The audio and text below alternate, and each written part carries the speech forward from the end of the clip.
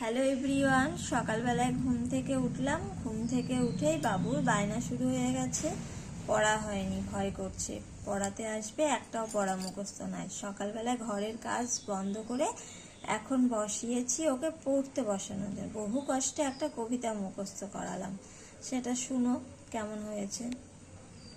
তোমরা সবাই মাটির মানুষ, আমার আছে বেরুর বাড়ি। সেই বেরুরের সমস্ত দিন শূন্যে ভেসে দিচ্ছি পারি, শূন্যে ভেসে দিচ্ছি পারি। তোমরা দেখো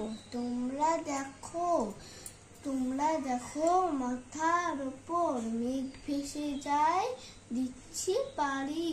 হ্যাঁ, কেমন করে মেঘ চলে যায়। কেমন করে মেঘ চলে যায়, ওপর থেকে সেই মেঘকে দেখছি আমার পায়ের তলায়।